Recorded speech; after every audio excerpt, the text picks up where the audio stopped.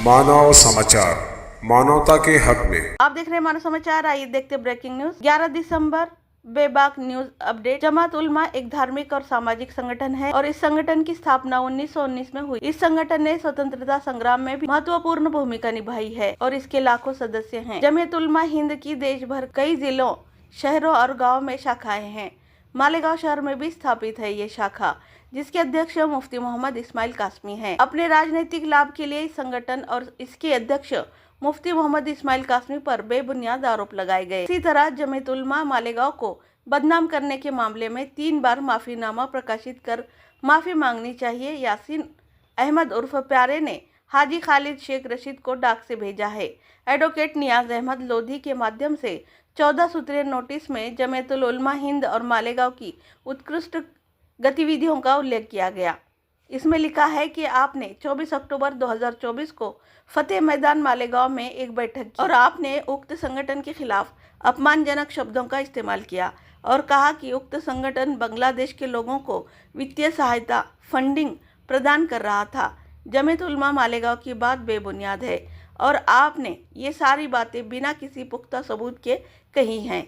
आपने केवल अपने राजनीतिक उद्देश्यों और लाभ के लिए हमारे संगठन पर देशद्रोही होने का आरोप लगाकर देश के साथ ईमानदारी से काम करने वाले इस संगठन को बदनाम किया है।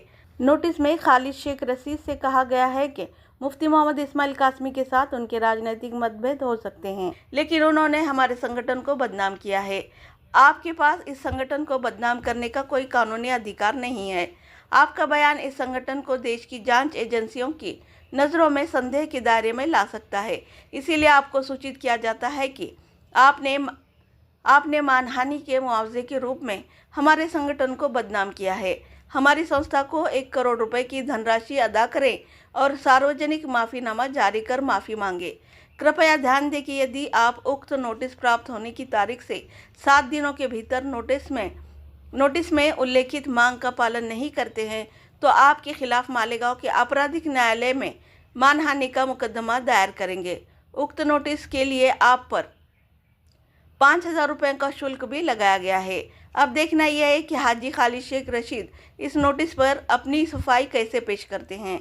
हालांकि हाजी खालिद शेख रशीद ने भुगतान में वित्तीय सहायता की जगह फंडिंग शब्द का इस्तेमाल करने पर तुरंत माफ़ी मांगी और इसे अखबारों के अलावा सोशल मीडिया पर भी वायरल कर दिया, लेकिन अब उन्हें इस मामले में कानूनी नोटिस मिल गया है। अब ये कहना जल्दबाजी होगी कि आगे क्या होगा।